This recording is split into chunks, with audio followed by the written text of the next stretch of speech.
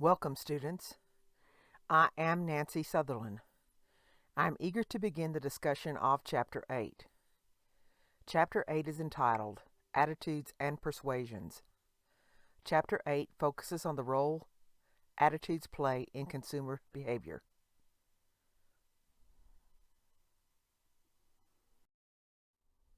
We will discuss the following learning objectives in Chapter 8.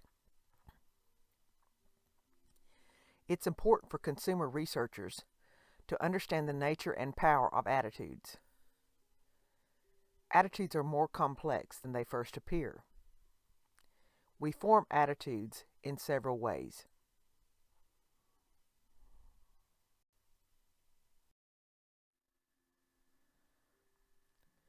Further chapter objectives are a need to maintain consistency among all of our attitudinal components motivates us to alter one or more of them.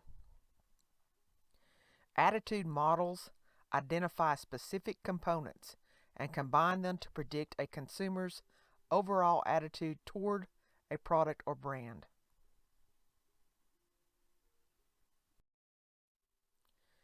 The communications model identifies several important components for marketers when they try to change consumer attitudes toward products and services.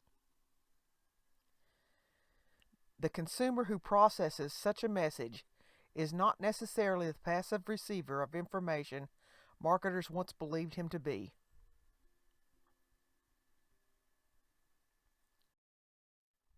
Several factors influence a message source's effectiveness. The way a marketer structures his message determines how persuasive it will be. Audience characteristics help to determine whether the nature of the source or the message itself will be relatively more effective.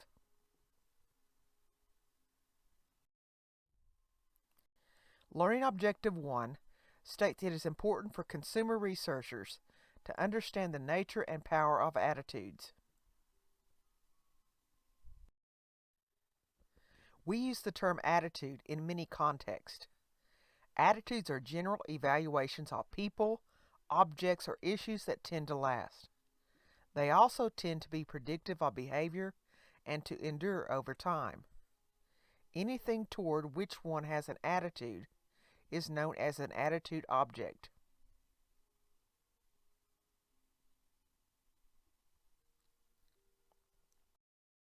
Daniel Katz developed the functional theory of attitudes to explain how attitudes facilitate social behavior. This theory suggests that attitudes exist because they serve some function for the person. Two people can have an attitude towards some object for very different reasons.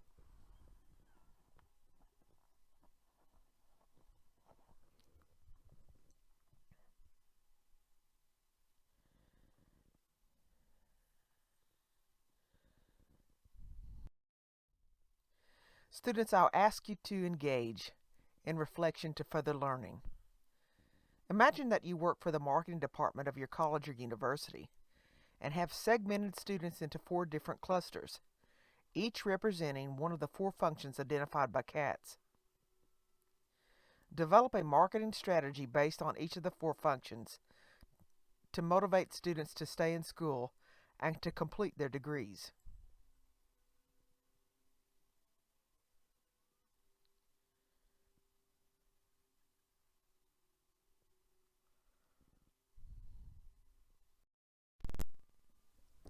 Learning Objective 2 states that attitudes are more complex than they first appear.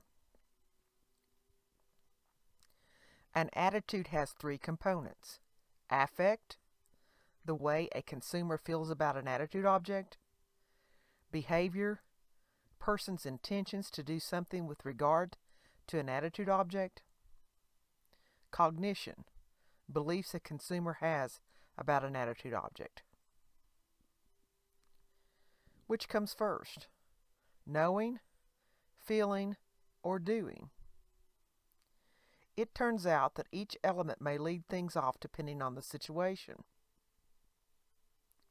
The hierarchies of effects show the relative impact of the 3 components. Each hierarchy shows a fixed sequence of steps which can occur en route to an attitude.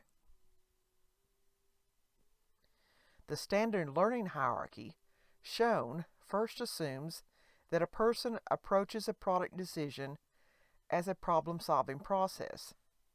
He, she first form beliefs based on knowledge, then evaluates the beliefs and forms feelings about the product. She then engages in relevant behavior. The low involvement hierarchy assumes the consumer initially does not have strong preferences for one brand over another, and instead forms an evaluation only after she has bought the product. The experiential hierarchy of effects says we act on our emotional reactions.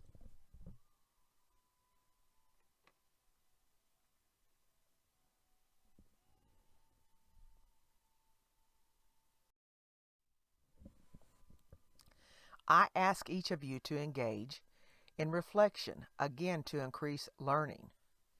Share a decision you made following the 3 learning hierarchies. Think, feel, do, cognitive. Do, feel, think, behavioral. Feel, do, think, affective.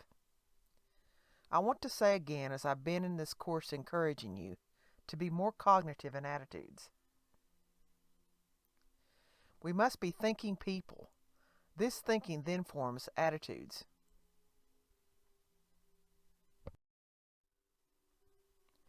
Learning Objective 3 states, we form attitudes in several ways. As a beef lover, and preferably steak, I am so drawn as a consumer by this advertisement. This is excellent ad content, which moves me to Smith & Wollensky. Smith & Wollensky is the name of several high-end American steakhouses, with locations in New York, 2 in Boston, Chicago, Columbus, Houston, Miami Beach, Las Vegas, and most recently opened in London.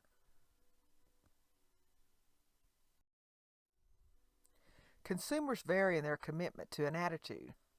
Their degree of commitment relates to their level of involvement with the attitude object. The lowest level is compliance. At the compliance level, we form an attitude because it helps us gain rewards or avoid punishment. At the identification level, we form an attitude to conform to another person's or group's expectations. At the highest level of involvement, called internalization, our attitudes become a deep part of our value system. At this level, attitudes are difficult to change because they are important to us. I'm really drawn to this slide and know distinctly that internalization holds near all, if not all, of my attitude commitments.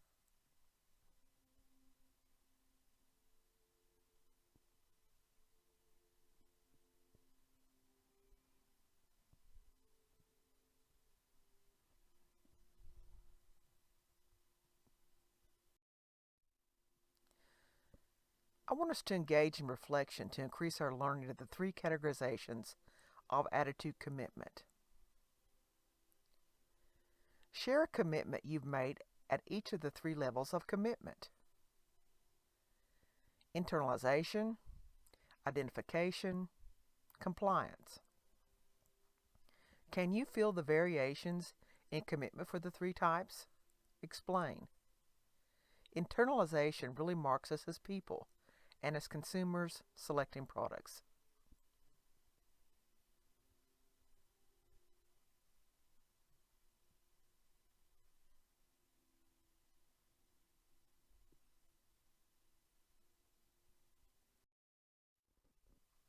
Learning Objective 4 states that a need to maintain consistency among all of our attitudinal components often motivates us to alter one or more of them.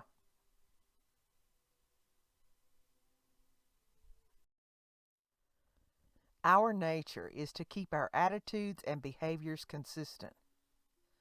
This is the basis for the principle of cognitive consistency. Further, The theory of cognitive dissonance explains that when we do have inconsistent attitudes and behaviors, we will find some way to rectify the dissonance and bring our attitudes and behaviors back into consistency. Please reflect upon this content and mitigate behaviors that are not consistent with your internalized attitudes.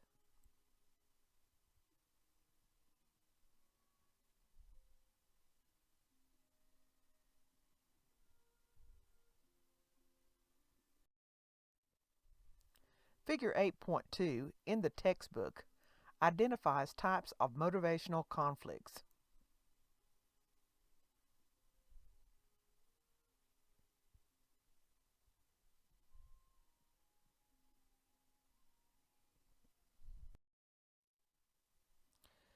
There is another explanation to the theory of cognitive dissonance. Self-perception theory assumes that we observe our own behavior to determine just what our attitudes are. We infer the attitude from our behavior. This theory helps to explain the effectiveness of sales strategies such as the foot in the door technique. Such sales techniques are noted in the slide.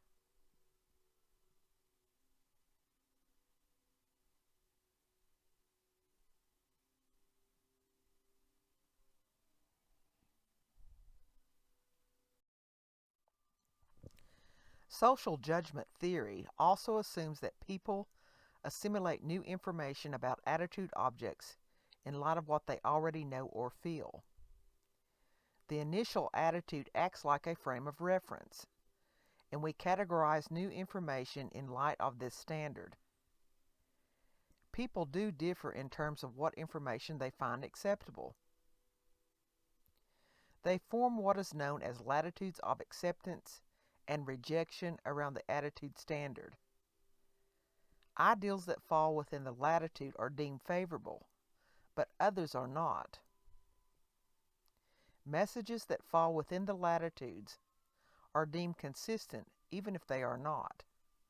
This is known as a simulation effect. However, those that fall outside our latitude of acceptance are rejected even if they are not that different. This is known as contrast effect.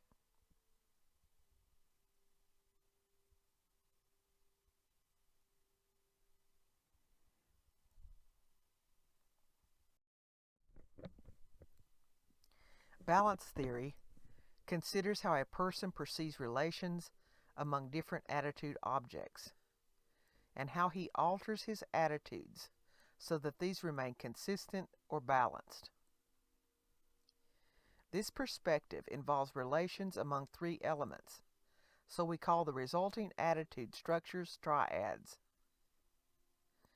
Each triad contains a person and his perceptions of, an attitude object, and some other person or object. The theory specifies that we want relations among elements in a triad to be harmonious. If they are unbalanced, this creates tension that we are motivated to reduce by changing our perceptions in order to restore balance.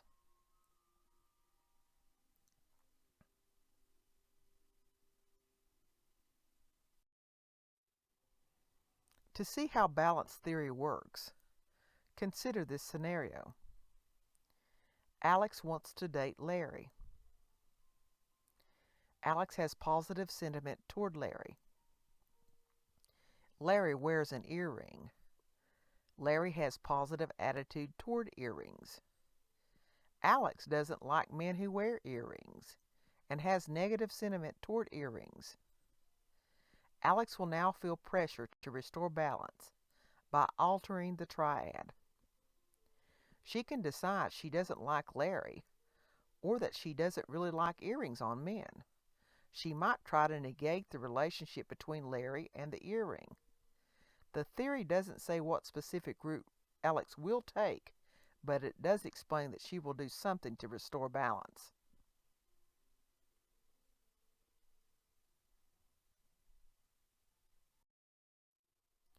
This is a game changer reflection exercise. Interview a student next to you about a behavior that he or she has that is inconsistent with his or her attitudes. Example, attitudes toward healthy eating or active lifestyle, attitudes toward materialism, etc. Ask the student to elaborate on why he or she has the behavior. Then try to identify the way the person has resolved dissonant elements. Now examine yourself in this manner.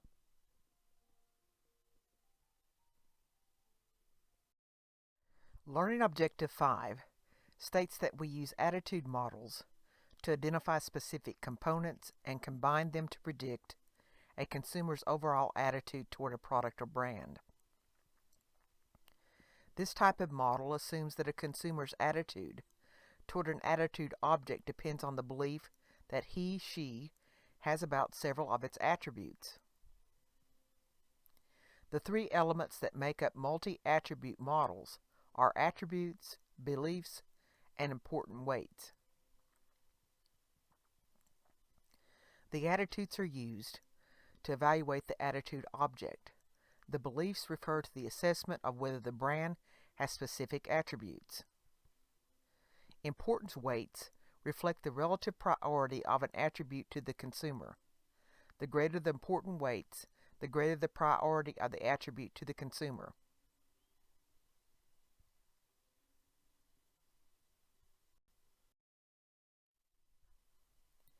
The Fishbein Model, developed by Martin Fishbein, is the most influential of multi-attribute models. The model measures three components of attributes: salient beliefs, object-attribute linkages, and evaluation of each of the important attributes. Using these components, we can compute a consumer's overall attitude toward an object.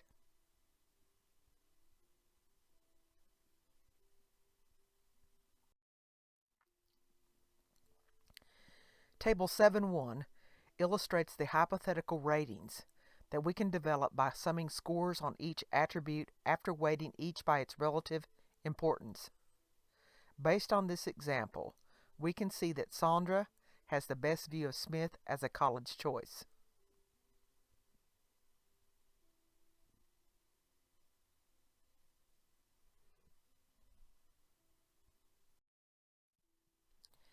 If prospective customers viewed one brand as superior, a marketer could try to convince the consumer that a particular attribute is important.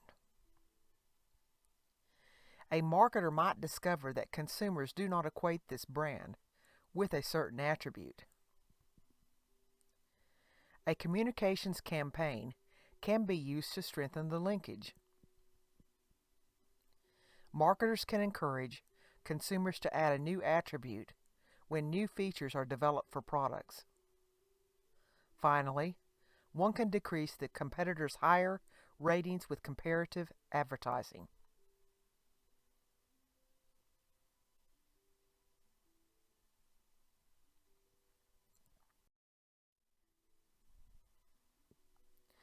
To improve Fishbein's model, a new version called the Theory of Reasoned Action was developed. It contained several additions to the original to improve its ability to predict behavior. First, the theory of reasoned action aims to measure behavioral intentions. Second, it recognizes the power of other people to influence what we do. Third, it measures attitude toward the act of buying rather than just attitude toward the product. This means that it considers the consequences of purchase. Even with these improvements, there are still obstacles to predict behavior using the model.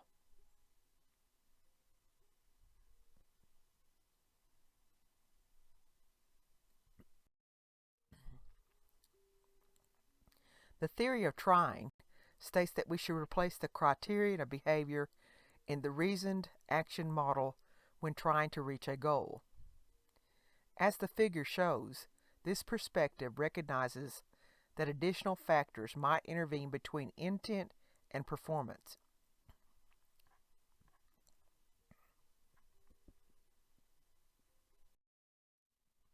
Marketers try to persuade consumers, and these persuasion attempts are based on basic psychological principles. There are 6 approaches to persuasion, as shown in the slide. Reciprocity means that we are more likely to give if we first receive. Scarcity means that people tend to find things that are not readily available more desirable. Authority means that we tend to believe authoritative sources. Consistency means that we try not to contradict what we've said before. Liking means that we will agree with those we like or admire. Consensus means that we will consider what others do before we decide what to do.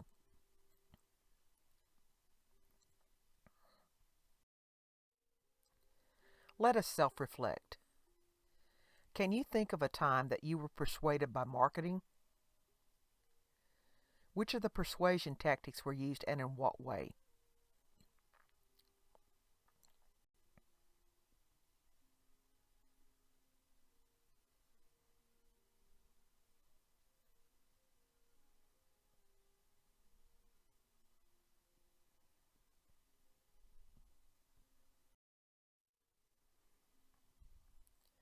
Learning Objective 6 states that the communications model identifies several important components for marketers when they try to change consumer attitudes toward products and services. Marketers traditionally rely on the communications model shown on the next slide. The model shows the elements we must control in order to communicate with our customers.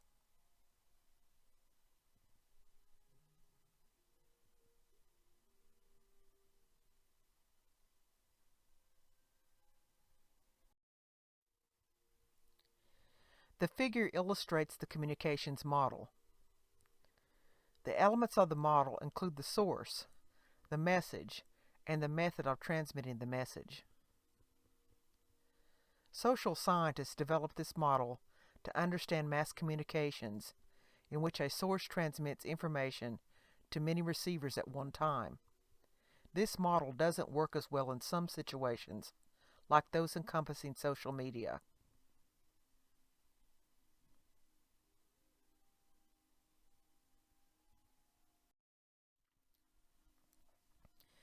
Figure 8.6 shows an updated model which accounts for the new developments like social media that now affect the communications process.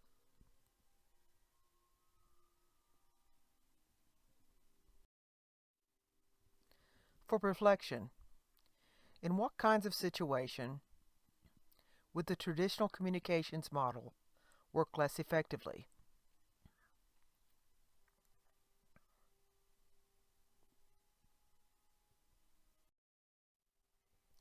Learning Objective 7 states that the consumer who processes a message is not necessarily the passive receiver of information marketers once believed him or her to be.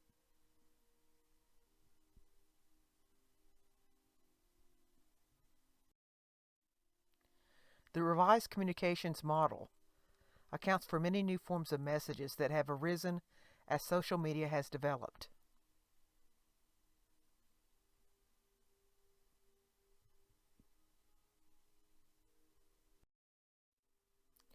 Let us self-reflect. To what extent have mobile messages changed your behavior as a buyer? Have you acted on a mobile coupon or message?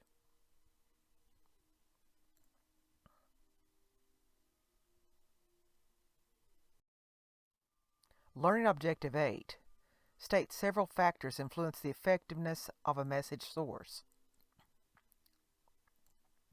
The source is the perceived source of the message. It may be perceived as the person or people shown in the ad. Credibility and attractiveness are desirable source components. Source attractiveness refers to the perceived social value the message receivers associate with the source. It is related to appearance, personality, social status, and similarity to the receiver. Celebrities increase awareness of a firm's advertising and enhance company image. A celebrity endorsement can be a way to differentiate among products.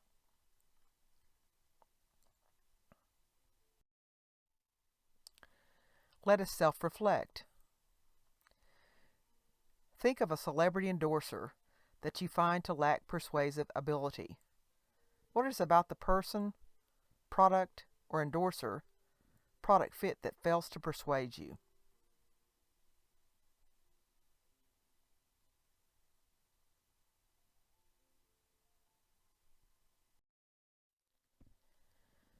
Learning Objective 9 states the way a marketer structures his or her message determines how persuasive it will be. There are so many decisions to make about how we say what it is that we want to say.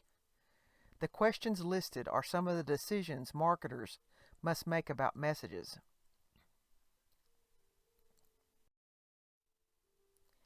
Messages may have good and or bad characteristics.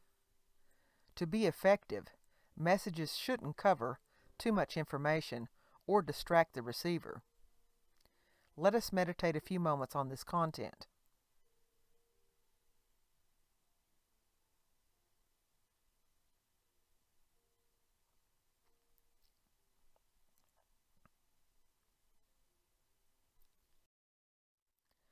The two-factor theory explains the fine line between familiarity and boredom.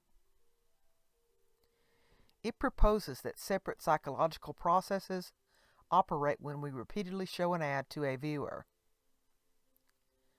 The positive side of repetition is that it increases familiarity and reduces uncertainty about the product.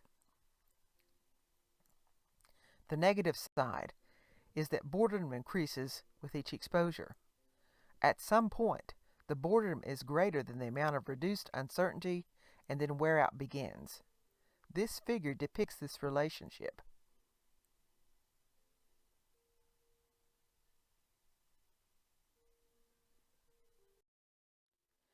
Arguments are structured two-way, as a one-sided with supportive arguments and two-sided with both positive and negative information.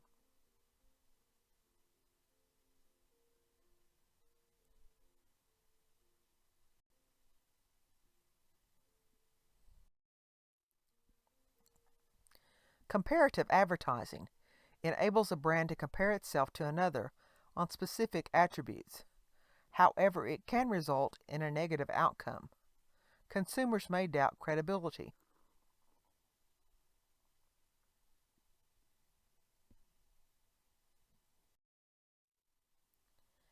The types of message appeals that we may use to communicate are listed in the slide.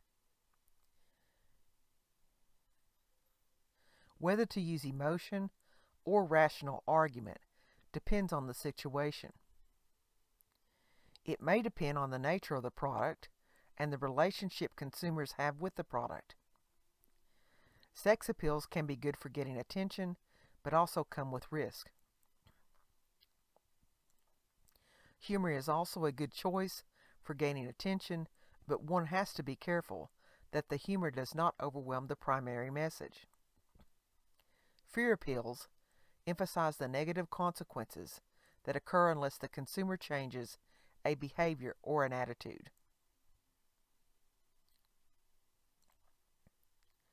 Advertisers use literacy elements to communicate benefits and meaning. Allegory is a story about an abstract concept personified in a fictional character. Metaphor means two dissimilar objects in a close relationship. A is B. Simile compares two objects. A is like B. Resonance is a play on words with pictures.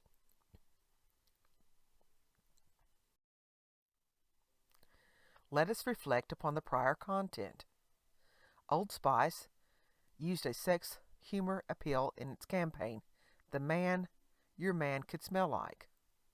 What benefits were communicated in the ad? Is the message implicit or explicit? Explain.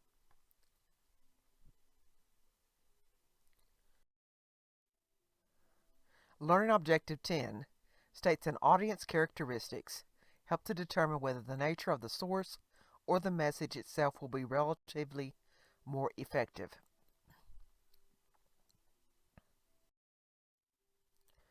The Elaboration Likelihood Model, known as the ELM, assumes that under the conditions of high involvement, we will take the central route to persuasion, but under conditions of low involvement, we will take a peripheral route.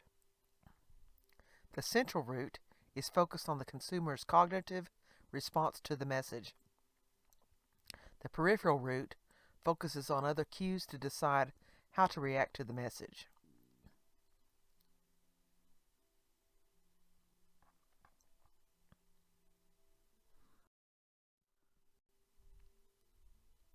This reflection will challenge you cognitively. As people become more accustomed to short messages like tweets, will we be less likely to elaborate on communications? Explain.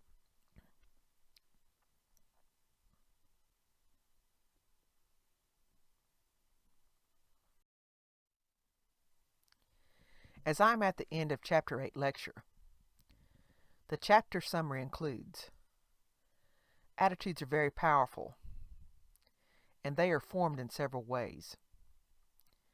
People try to maintain consistency among their attitudinal components and their attitudes and behaviors. The communications model includes several important components which can be influenced by marketers to enhance the persuasiveness of the message.